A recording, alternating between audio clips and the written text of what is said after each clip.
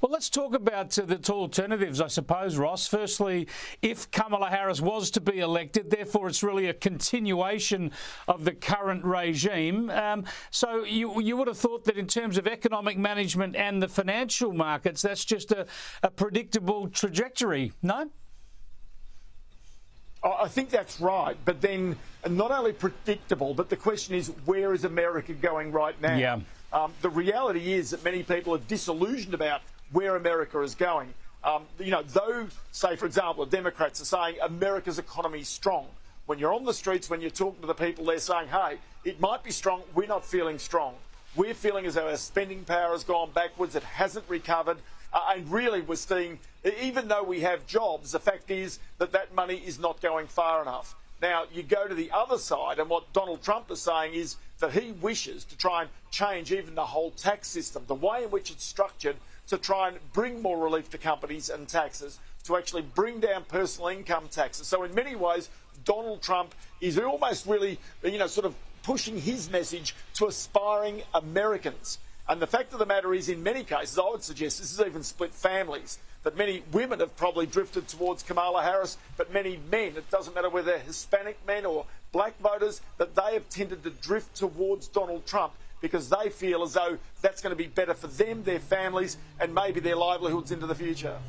Well, let's talk about that other option, that is Donald Trump returning. It's only happened once before in American politics for a president to lose an election, then come back a term later. Now, if he's to do that, as you say, a lot of focus on reducing taxes for corporations, getting business going again. But also, he talks a big game on tariffs. Now, the way I read it, a lot of the times he talks tariffs as a threat to try and get other countries to do what he wants. In the ideal world, he wouldn't have to impose any higher tariffs. But is that a worry, especially for Australia, if we see higher tariff barriers? And could Australia get harmed in the crossfire, if you like?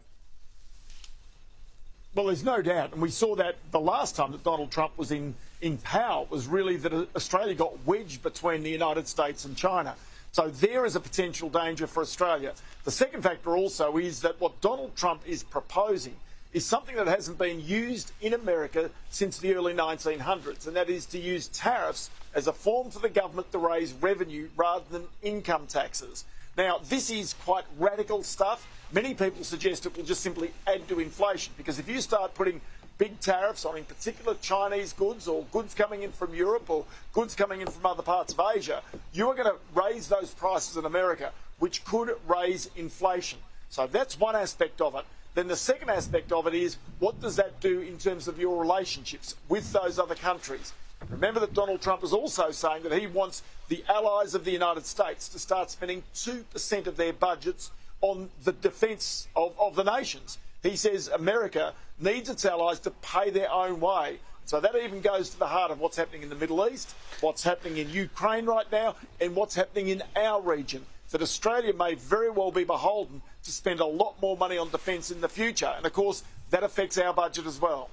Yeah, there is also something we should do, and that worked last time. Trump certainly got the NATO countries to spend more of their money. Just briefly, Ross, I know immigration's been such a big issue. It's even drifted into New York City because of where migrants have been placed. But Trump's now threatening Mexico with tariffs virtually as a financial penalty. Unless you stop the illegal immigrants coming across our southern border, we'll make you pay. That's, again, a very Trumpian tactic, but it puts more pressure on Mexico to uphold its responsibilities on its side of the border. So it does indeed. And I mean, this is really, there's a NAFTA, a North American Free Trade Agreement, where goods move between Canada, the United States, Mexico, without any tariffs whatsoever.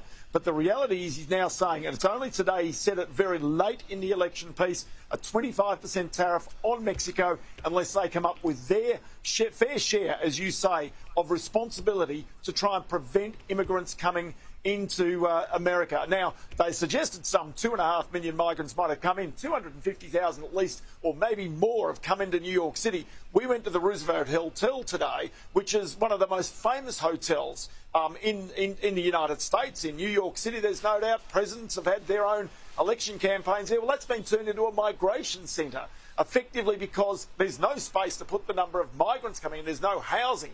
And so they've really had to turn this old hotel that was owned by Pakistan Airlines that had gone broke, turned it now into a migrant shelter. And I say, it's really polarised opinions here on the streets in New York about the migration issue, about the cost of housing, and about, obviously, as Donald Trump says, the crime rates in America as well.